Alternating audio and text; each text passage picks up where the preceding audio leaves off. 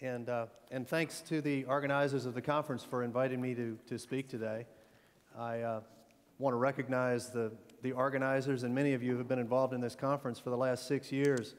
It really is industry collaboration like this that drives improvement, that helps to set our aims on something different, on something that, recognizing what needs to change and then putting energy behind it. So very, very critical that this group gets together. And as I understand, the group continues to broaden and to collect up all the operators and the suppliers that are active in Denmark. So very, very critical. For Shell, Denmark is incredibly important to Shell. We just this year celebrate 50 years of upstream operation within the DUC in Denmark. And next year we'll celebrate 100 years in the downstream in Denmark. So Shell is certainly vested in Denmark and is very, very important. We also have a lot of exposure to Denmark. We've got more equity production in Denmark than anybody else, actually. Not very visible, of course, because we're in the consortium, but actually our equity production is the highest of any producer in Denmark. So we care an awful lot about performance in Denmark. From a personal safety standpoint and a process safety standpoint. And we also, based on the topic I'm going to talk about, care an awful lot about expectations and how are societal expectations changing and how are they evolving and how do we need to actually set ourselves up a bit differently in terms of being able to exceed those expectations. And so that's what I'm going to talk a bit about. And a number of speakers today have talked about this. I'm not going to talk about it in conjunction to Macondo because, frankly, I think we've seen this trend with or without Macondo. And I'll speak to that in a bit. I'm going to talk to it over probably more of a decade type time frame and frankly, hopefully, get some thoughts in your minds around, what are things that we can do or mindsets that we can have to actually never have those types of things happen again, right? And not have to be in a position to actually react to an incident, but actually prevent it longer term. So first start at an extremely high level and talk about what we see in terms of the overall energy challenge. And again, this is not necessarily just a Shell view. This is pretty much consensus International Energy Agency looking at energy demand, over the next 30, 40 years. There's no question that energy demand will grow. We're already seeing it. We're seeing it in China and India, in South America, many of the growing economies. But it's driven by, obviously, modernizing societies across the patch. Population growth increasing more than 2 billion, expected to increase more than 2 billion over the next 30, 40 years. Energy use to more than double. In fact, the energy increase is larger than the entire energy was in the year 2000. Okay, and we know that we had a pretty substantial, energy supply in the year 2000. And so that's pretty much, again, the International Energy Agency consensus around that. Now, how does the oil and gas fit into that? And this is not about an either-or here in terms of renewables or oil and gas. This is really about the and, because there's no one, and I don't think anyone believes that oil and gas would not play a significant part over the next 30, 40 years in terms of the energy equation. Certainly, renewables will continue to evolve, and certainly we're very heavily into certain renewables, but there's no question that without without oil and gas taking a substantial portion of that energy equation, we're just not going to be able to supply the energy needs to many inhabitants of the world. But that brings a challenge because the easy oil is done, right?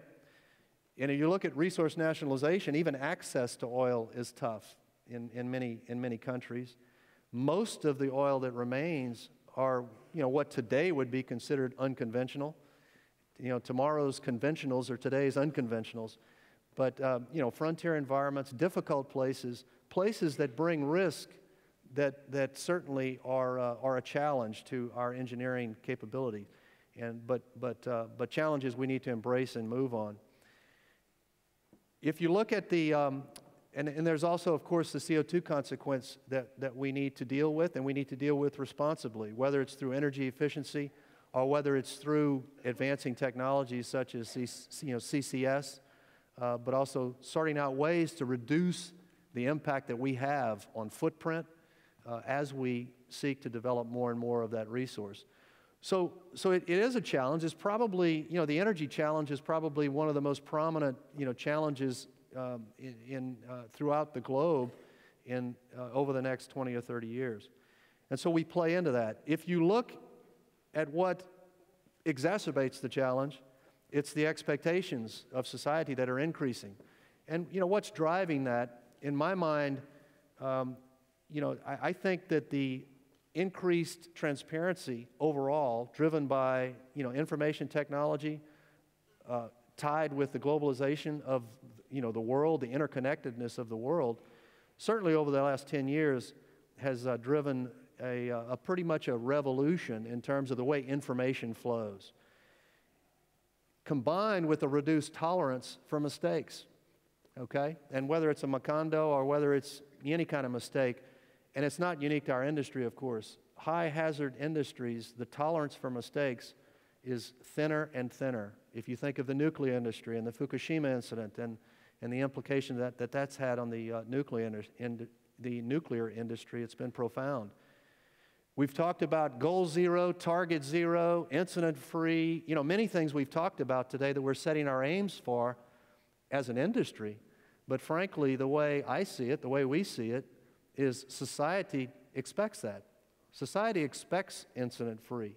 That's not a goal or an aspiration for society. That pretty much is an expectation.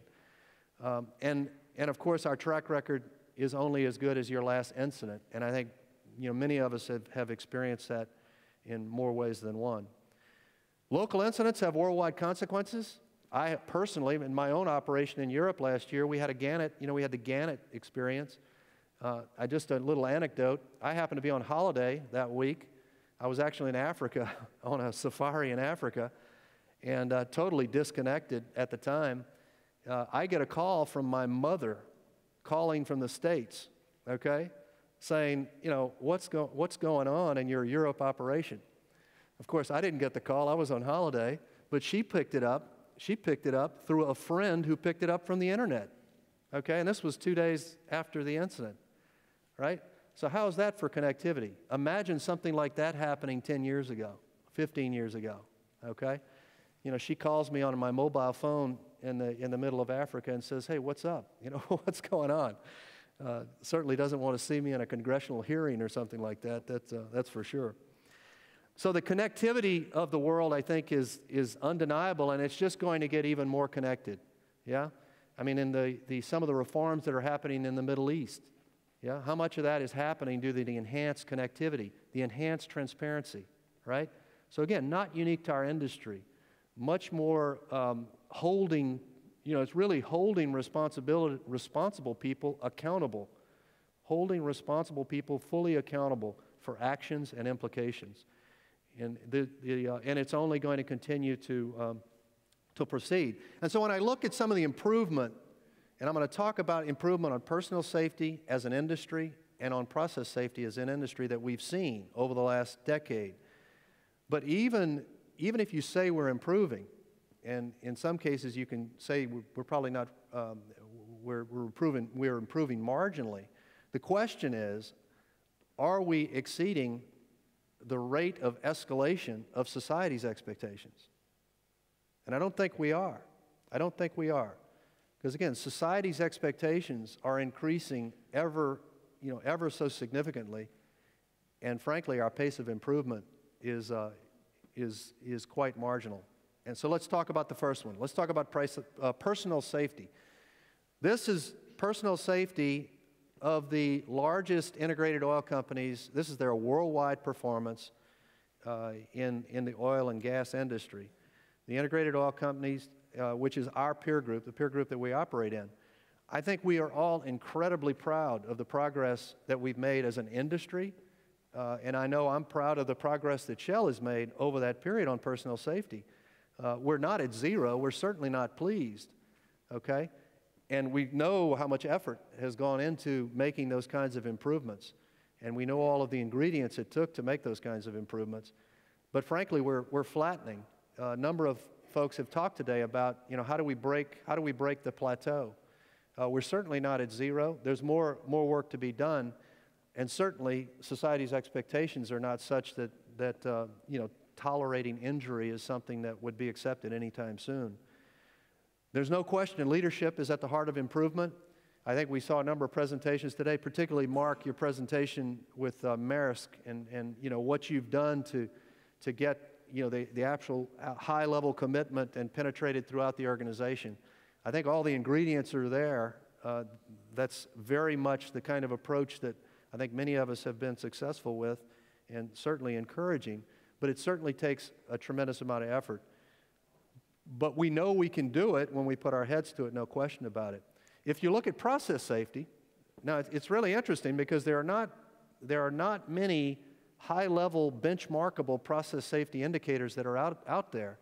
It kind of indicates where we are as an industry in terms of the state of maturity of the, on our quest to improve process safety. On personnel safety, we have all sorts of metrics we can talk about. We've been benchmarking for 20 years. On process safety, we haven't. The one that's probably most reliable today is looking at spill performance, particularly for the upstream. And if you look at spill performance, this is OGP data. If you look at spill performance from 2004 through 2010 for onshore and offshore, you can see that it's just really marginal improvement. And this is spills that are greater than a barrel per unit of production, okay? So it's normalized on production, which is essentially a proxy for the overall exposure of the kit. And these are most of the spills, that happen. It doesn't include the minor, less than a barrel spills. But still, if you look at the trajectory, particularly in the offshore, you can see the offshore is almost flat.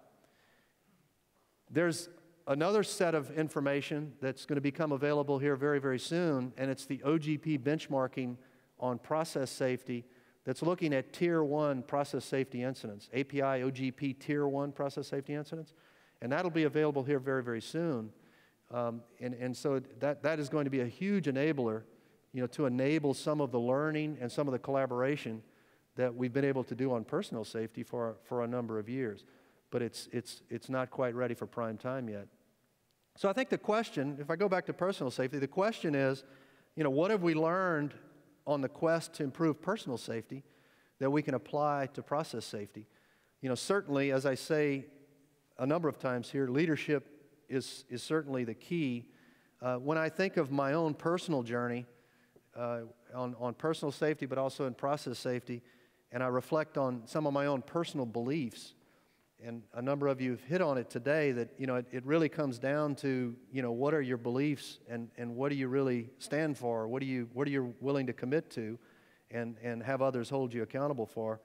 The first fundamental belief that I have, and I think many can relate to this, is no one wants to get hurt.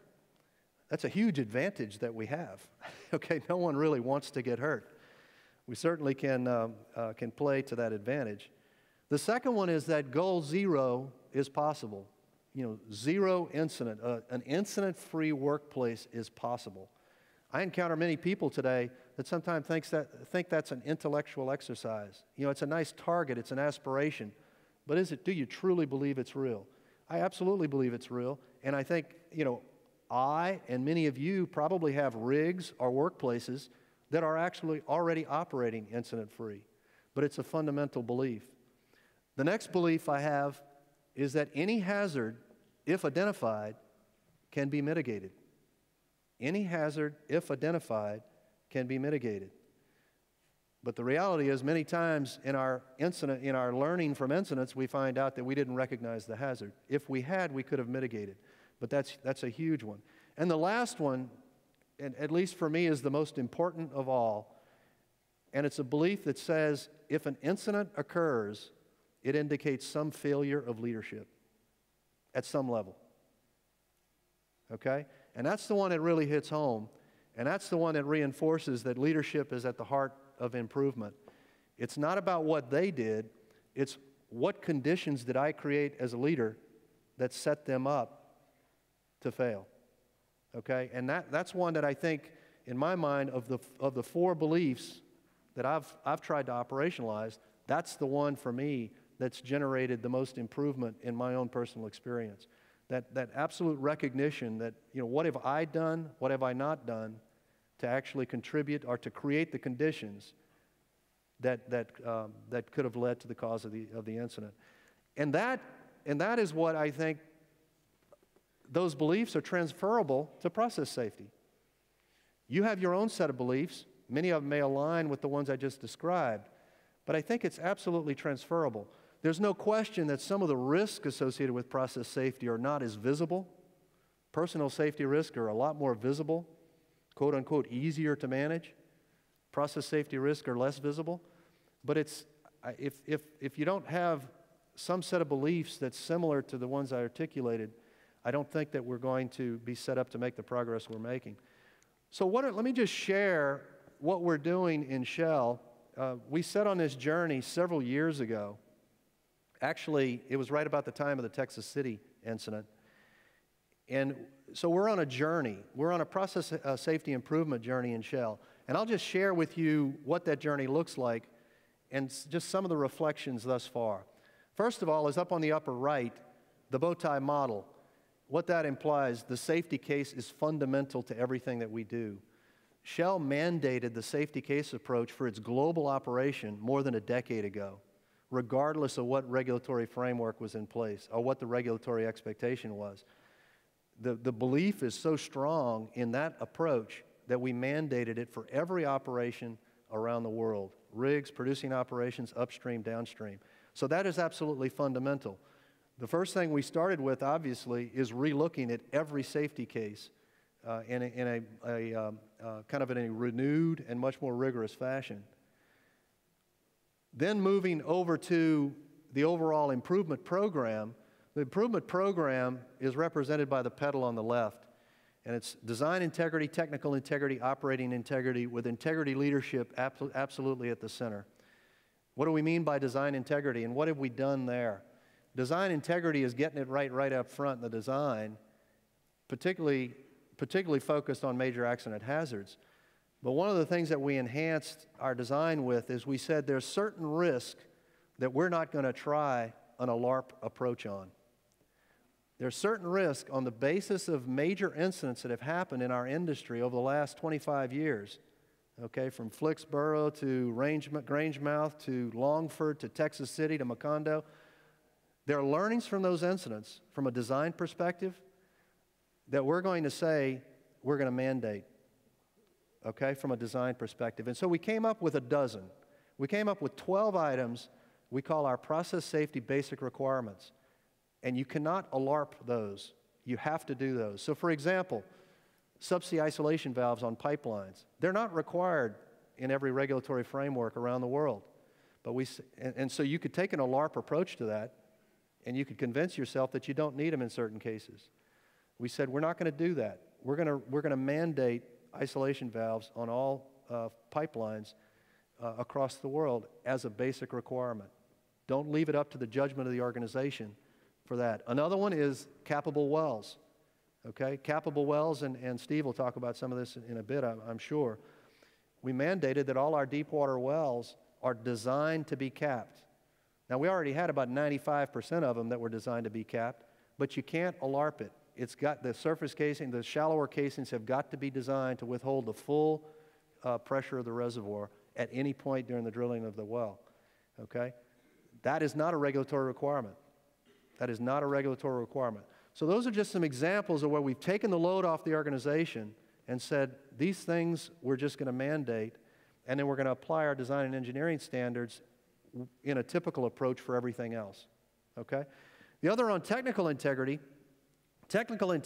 is about maintaining the kit once it's out there, maintaining it to its intended design. And one element that's key to our approach here is we took from the nuclear industry, where we have particular focus on our safety critical equipment. And we've renewed our performance standard around certain devices and we've got consistent approach across the world for the safety critical equipment. And so we've gone throughout every installation over the last 4 years across the entire world, re-verified what is safety critical, consistent with the HSE case, right? And then put in place a consistent performance standard so when we test that safety critical equipment, we're testing it against a consistent standard, okay? So when we say that we've done the PM, we know what actually we've done, and we know the performance criteria associated with that. And about 40% of our devices that we have in our global operation are actually safety critical. So it's a substantial piece, and it's taken us a number of years to get there. Another piece of that was we spent money on what we call our fix program, where we had assets that had deteriorated to the point where they needed substantial fix. Over the last 4 years, we've spent $6 billion on fixing or rejuvenating some of our existing assets around the world in the upstream. And then the other element is operating integrity. And operating integrity for us is the way you actually operate. It's really more the people dimension, the work procedures, the standards that we adhere to in terms of the way we do the work. We've got some standard approaches around that, and we are in progress right now implementing those standard work processes in every installation across the globe. Key things like managing your operating envelopes and standards around that, managing competency and having rigorous competency assessment and maintenance frameworks, alarm management, the human factors associated with control room operators and how they interact with alarm panels and how we could easily overload them if we're not careful. We've got a process going on that. And also, some of the things that are fairly simple, but if you don't do them in a consistent fashion, you could have quality issues. And that's around shift handover, shift rotations, and some standard approaches toward that. So that one actually, from a change management perspective, is the most difficult because it has more of a behavioral element to it where you're actually trying to get work to be executed in a more consistent framework and and to provide assurance to that respect. And then the last one, of course, which is absolutely the most important, is integrity leadership. And again, that's where we've reflected on what has helped us get to where we've gotten to from a personal safety standpoint and how much of that is transferable to process safety from a leadership perspective. And I'd say much more is transferable, my own experience, much more is transferable than not. But one of the key distinctions that we're really emphasizing now is picking up on the very weak signals. Because the process safety risk, many times, they're harder to see, and we know that. They're harder to detect. And sometimes it's that weak signal that can indicate that boiling frog, if you will. And if, as leadership, if you're not well connected to your organization, if you're not transparent, if you're not willing to accept bad news, for example, then sometimes those weak signals may not get to you. And so we're actually spending quite a bit of time right now with leadership engagements and enhanced leadership training, all the way down to frontline supervision, all the way up to the CEO, talking about how can we lead in such a way to be better at picking up those weak signals before they become strong signals, okay? Because it is tougher to pick up some of these trends on process safety than it is on personal safety, okay? So I'll leave it at that, and but hopefully, I think we're all aligned on the fact, and based on the messages from many of the speakers thus far, that we've got a ways to go on process safety, but we've also got a huge benefit from the journey and the learnings that we've got on personal safety. And I think as an industry, we can certainly help each other get to point B sooner than later. So thank you.